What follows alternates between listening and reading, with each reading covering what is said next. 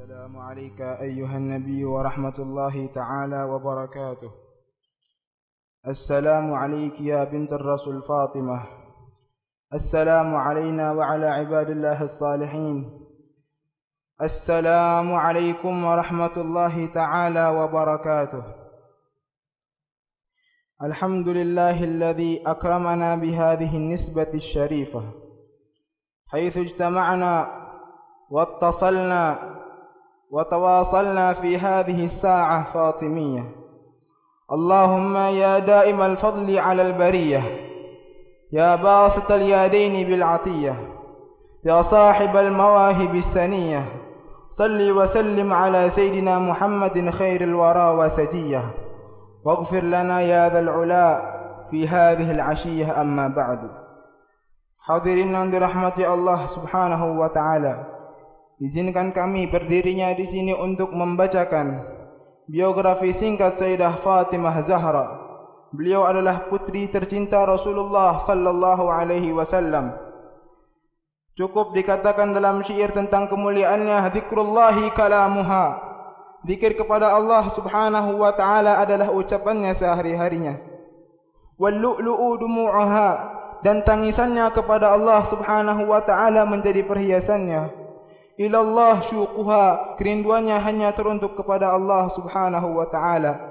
Bintur Rasul Fatimah, itu adalah sifat putri Nabi Muhammad sallallahu alaihi wasallam, Fatimah Zahra radhiyallahu anha.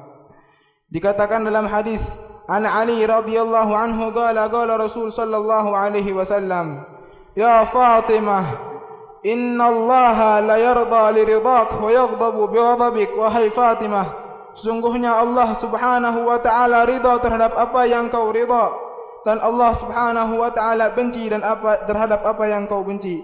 Demikianlah kemuliaan Sayyidah Fatimah radhiyallahu anha yang sekarang kita rayakan hari kelahirannya.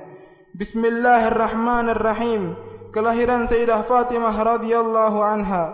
Beliau adalah putri keempat Rasulullah sallallahu alaihi wasallam dari Ummul Mukminin Khadijah bintu Khuwailid.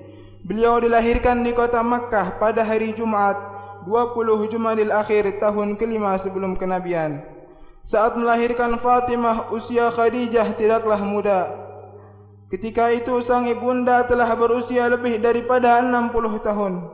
Akan tetapi atas kehendak Allah Subhanahu wa taala, di usia senjanya ia masih dikaruniai untuk hamil lagi. Tentu kehamilannya menyimpan harapan besar bagi keluarga Nabi Muhammad sallallahu alaihi wasallam. Fatimah lahir di saat pedang-pedang terhunus, namun dimasukkan kembali demi terwujud perdamaian. Di saat terjadinya pertumpahan darah antara kabilah-kabilah, berhentilah mereka karena diinginkannya ketenangan pada hari kelahiran Fatimah yang akan dikenang sebagai hari sejarah. Ternyata anak terakhir dari pasangan Khadijah dan Rasul sallallahu alaihi wasallam itu seorang perempuan lagi. Meskipun bukan laki-laki Ar-Rasul sallallahu alaihi wasallam dan Sayyidah Khadijah, mereka merasa sangat bahagia karena bayi terakhir ini membawa pertanda baik. Rasulullah sallallahu alaihi wasallam mendapat firasat bahwa anak terakhirnya akan mendapat kemuliaan yang besar semasa hidupnya dan nanti di akhirat kelak. Bayi perempuan itu bukan anak biasa. Ia akan menjadi wanita yang hebat dan agung. Dalam hadis disebutkan tentang pertanda datangnya seorang agung ke bumi ini. Dikatakan kepada Rasulullah sallallahu alaihi wasallam, pastilah engkau mencium, memeluk dan mendekap Fatimah serta memperlakukannya lebih baik daripada putri-putri yang lain. Rasulullah sallallahu alaihi wasallam bersabda, sesungguhnya Jibril memberiku apel dari surga yang kumakan dan berubah menjadi sperma yang kutumpahkan di rahim Khadijah, lalu mengandunglah Fatimah. Karena itu aku selalu mencium harum surga di dalam dirinya. Kelahiran Fatimah sangat membahagiakan Khadijah. Rasulullah sallallahu alaihi wasallam pun menangis haru melihat putri bungsunya lahir dengan membawa cahaya kemuliaan. Sampai-sampai Nabi Muhammad sallallahu alaihi wasallam bersabda, ya Khadijah, innaha an-nismatu tahiratul maimunah wa anna Allah ta'ala sayaj'alu nasli minha.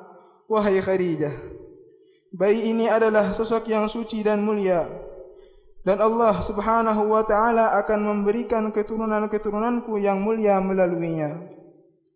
Gelar dan nama putri bungsu baginda Muhammad sallallahu alaihi wasallam Nabi Muhammad sallallahu alaihi wasallam memberi nama anak perempuan bungsunya dengan nama Fatimah. Dalam riwayat Abu Hurairah radhiyallahu anhu, Rasulullah sallallahu alaihi wasallam bersabda, "Innama sammaitu Fatimatan li'anna Allah fatamaha wa hajabaha minan nar." Sesungguhnya aku memberi nama Fatimah karena Allah Subhanahu wa taala menjaga dan melindunginya dari api neraka. Sayyidah Fatimah radhiyallahu anha memiliki gelar yang sangat banyak. Di antara gelar-gelar beliau adalah yang pertama Az-Zahra, yang berarti bersinar.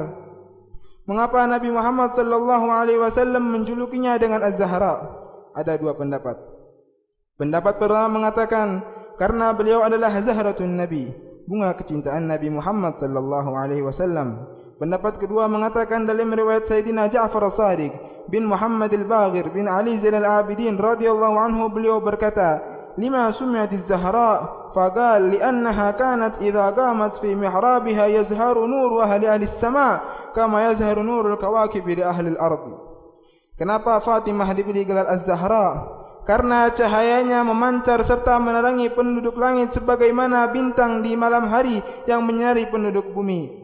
Gelar kedua adalah Al-Batul, yang berarti yang bersih. Diberi julukan Al-Batul karena beliau adalah wanita yang paling istimewa di alam semesta ini, yang dimuliakan oleh Allah, yang tidak ada bandingannya dengan wanita-wanita lain baik dalam keilmuan, akhlak dan nasabnya. Beliau juga dibebaskan oleh Allah Subhanahu wa taala dari darah haid dan nifas, sehingga sepanjang hidupnya ia selalu beribadah kepada Allah Subhanahu wa taala. Ini adalah suatu keistimewaan dari Allah yang Allah berikan kepadanya. Ummu Abiha, itulah gelar yang ketiga yang diberikan kepada Sayyidah Fatimah, yang berarti sang penjaga ayahandanya. Sejak kecil beliau selalu menjaga, menemani, membakali dan selalu mendukung dakwahnya Rasulullah sallallahu alaihi wasallam dan menyiapkan kebutuhan sehari-hari ayahandanya. Bahkan beliau juga menjadi pelepur rasa lelah serta obat kegelisahan ayahandanya. Masa kecil Sayyidah Fatimah radhiyallahu anha, beliau tumbuh dan dibesarkan langsung oleh ibunda tercintanya. Berbeda dengan saudari-saudarinya yang lain, mereka mengikuti adat orang Arab sebagaimana lazimnya, yaitu jika lahir seorang bayi, maka akan diasuh oleh ibu susunya. Tapi tidak untuk Fatimah. Ia tumbuh bersama sang ibu, menyusu padanya, merasakan kehangatan dan pengorbanan darinya setiap saat. Fatimah memang tidak tumbuh lama bersama ibunya, sebab di usianya yang kelima Fatimah harus merelakan kepergian sang ibu. Namun meskipun hanya sebentar ia diasuh oleh ibunya, pengaruh ibunya sudah sangat kuat melekat pada diri Fatimah. Suatu hari ketika Rasulullah sallallahu alaihi wasallam pulang berdakwah, beliau masuk ke rumah. Ketika sang istri Khadijah melihat sang suami pulang, ia hendak berdiri untuk menyambutnya, padahal saat itu ia sedang menyusui Fatimah. Dengan segera Rasulullah sallallahu alaihi wasallam mencegahnya dan memerintahkannya untuk tetap duduk dan menyusui anaknya.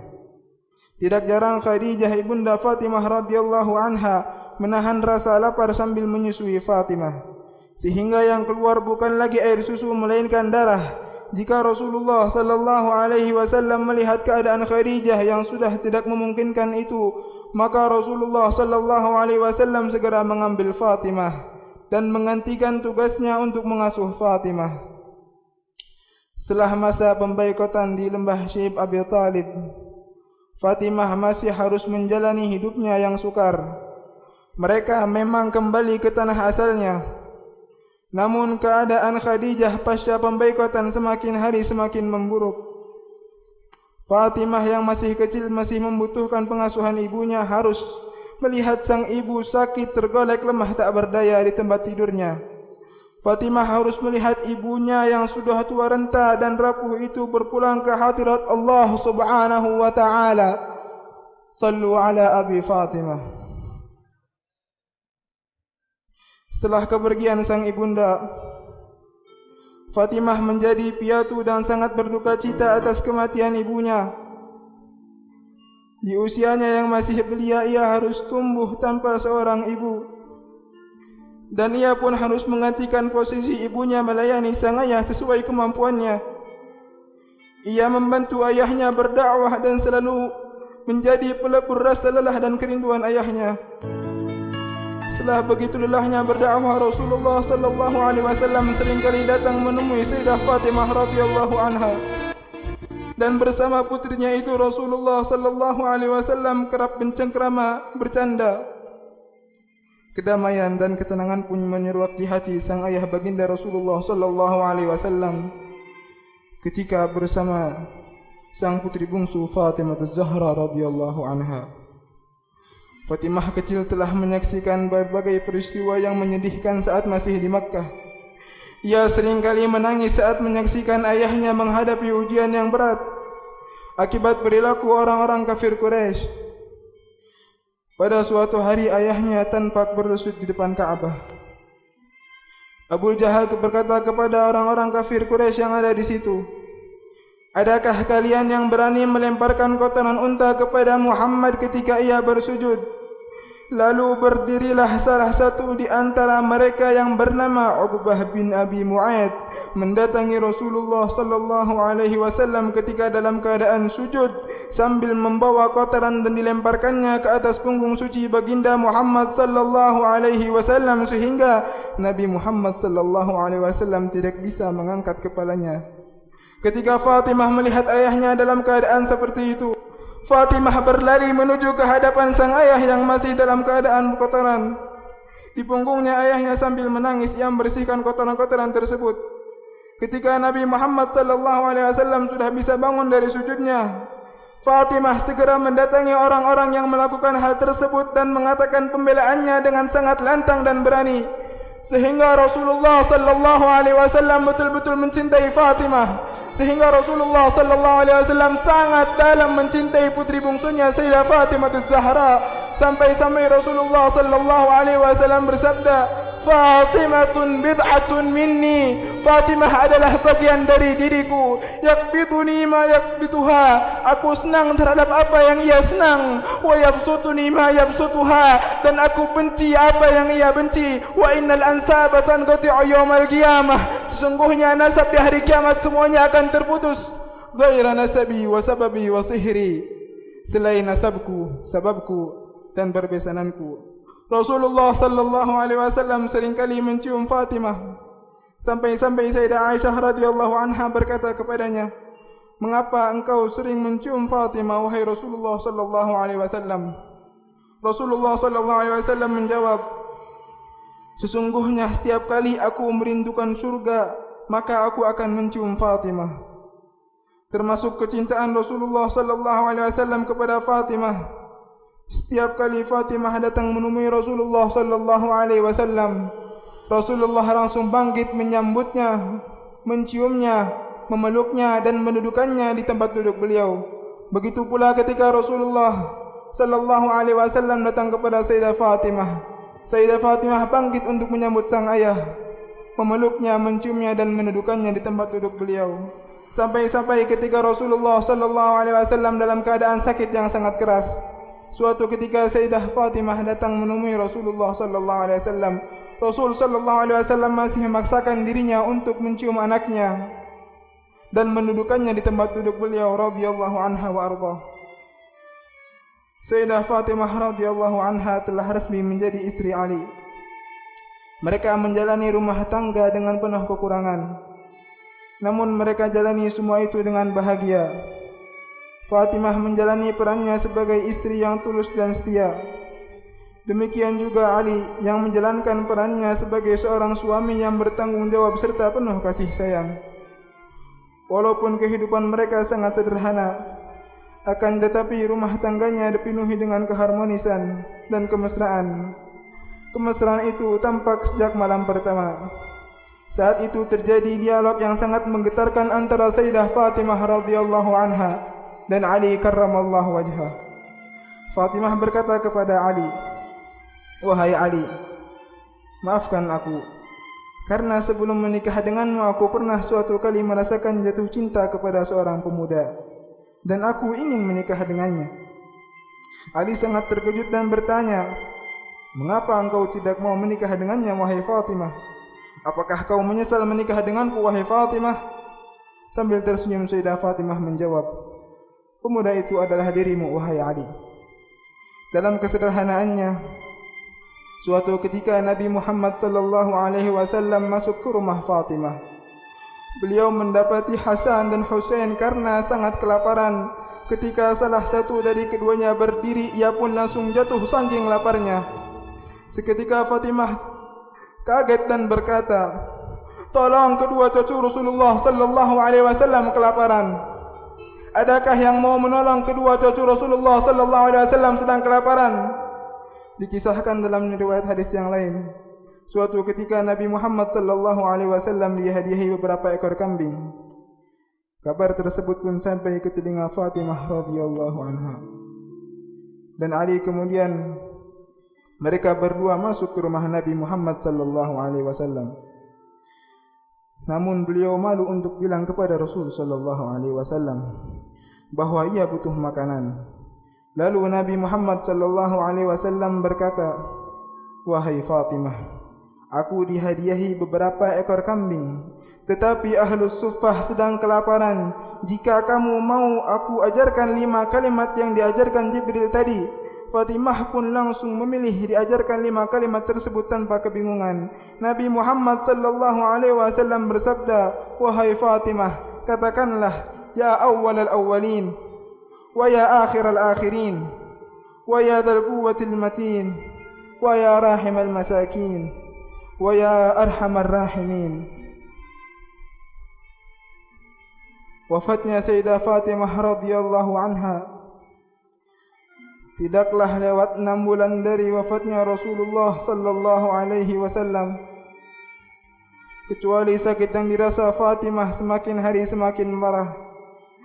Di tengah hembusan angin dan gelapnya malam, terdengar tangisan Fatimah. Melihat hal itu, Asma berseru, "Wahai putri Rasulullah, hal apa yang membuatmu menangis?" Fatimah menjawab, "Aku menangis karena merasa sedih atas apa-apa yang dilakukan orang-orang terhadap jenazah seorang wanita. Hanya terbungkus kain kafan lalu dibawanya dalam keadaan nampak bentuk tubuhnya." Asma pun berkata, "Subhanallah, sangat agung sekali ayahmu dalam mendidikmu dengan rasa malu yang sangat kuat. Kau malu jika jasadmu nanti terlihat di hadapan laki-laki yang bukan mahrammu." Asma berkata, "Wahai putri Rasulullah, aku pernah melihat di negeri Habasyah, mereka membuat keranda yang terbuat dari kayu untuk mayit, yang di atasnya ditutup kain, yang dapat menutupinya dan menutupi tubuh si mayit." Mendengar hal itu, Fatimah sangat amat senang sekali seraya berkata, "Aku wasiatkan ini kepadamu, wahai Asma, untuk membuatkannya seperti itu untuk jasadku." Kemudian Fatimah radhiyallahu anha memanggil suaminya Ali dan berkata kepadanya, "Wahai Ali, aku mewasiatkan kepadamu 3 perkara. Wahai Ali, suamiku Ali, aku merasa ajalku telah dekat.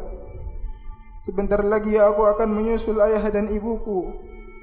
Aku berwasiat kepadamu, jika aku telah meninggal dunia, menikahlah engkau dengan Ummamah putri Zainab.